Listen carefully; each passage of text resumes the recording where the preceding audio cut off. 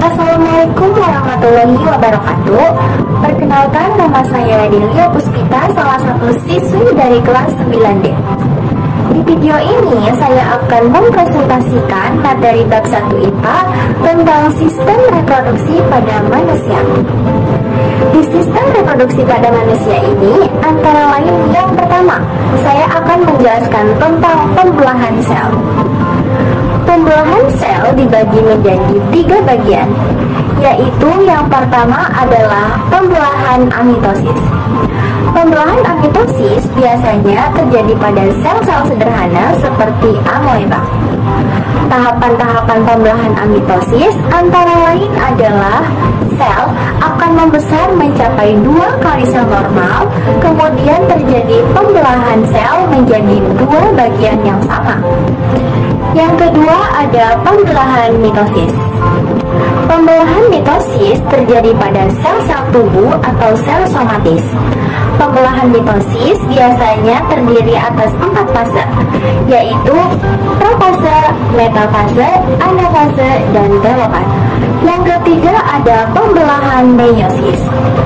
Pembelahan meiosis adalah pembelahan yang terjadi pada sel-sel gamet atau kelamin berfungsi untuk menghasilkan sel-sel kelamin. Pembelahan meiosis dibagi menjadi meiosis 1 dan meiosis 2. A.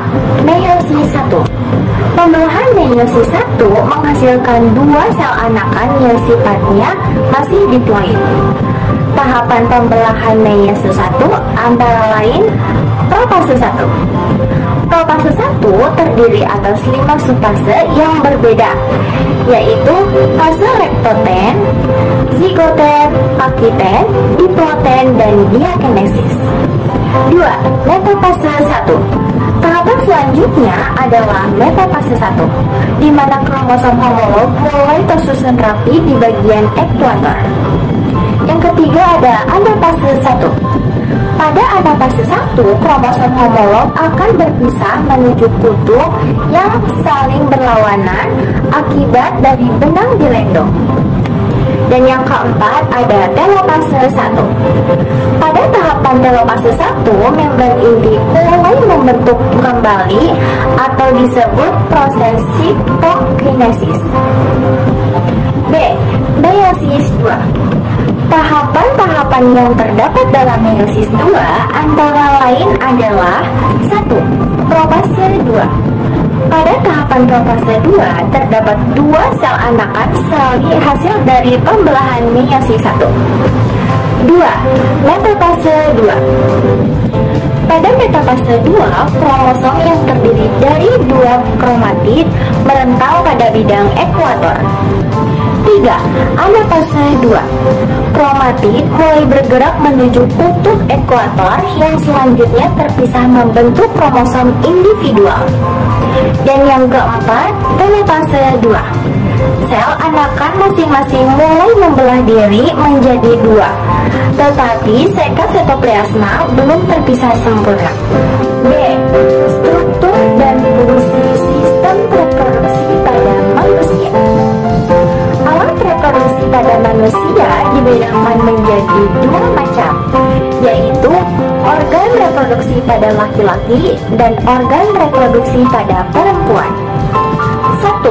Organ reproduksi pada laki-laki. Organ reproduksi pada laki-laki dibedakan menjadi 2 macam, yaitu organ reproduksi luar dan organ reproduksi dalam. A. Organ reproduksi luar. Alat reproduksi luar pada laki-laki terdiri atas penis dan skrotum. B. Organ reproduksi dalam. Alat reproduksi dalam adalah alat reproduksi yang terletak di bagian dalam tubuh dan tidak dapat diamati secara langsung. Alat reproduksi dalam terdiri dari testis, saluran sperma, kelenjar reproduksi, dan uretra. 3. Organ reproduksi pada perempuan.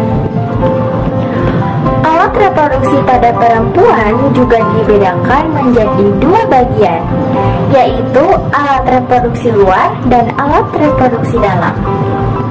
A. Alat reproduksi luar. Alat reproduksi luar pada perempuan terdiri atas vulva dan labium. B. Alat reproduksi dalam. Alat reproduksi perempuan terdiri dari ovarium dan saluran reproduksi. Saluran reproduksi terdiri dari tuba Fallopi, uterus, dan vagina. 4. Oogenesis. Wanita memiliki sel-sel kelamin berupa ovum atau sel telur yang prosesnya disebut oogenesis. Oogenesis berlangsung di dalam ovarium. 5. Siklus menstruasi. Menstruasi merupakan kondisi meluruh sel-sel epitel pada dinding rahim akibat sel telur yang tidak dibuahi. Siklus menstruasi terbagi menjadi 3 fase, yaitu fase menstruasi, fase proliferasi, dan fase sekretori. 6. Fertilisasi dan kehamilan. Secara umum, fertilisasi merupakan proses peleburan inti sel dan sperma dengan inti sel telur sehingga membentuk zigot. Demikianlah presentasi yang dapat saya sampaikan. Mudah-mudahan dapat bermanfaat. Kurang lebihnya mohon maaf. Saya tutup dengan wabillahi taufiq wal hidayah. Wassalamualaikum warahmatullahi wabarakatuh.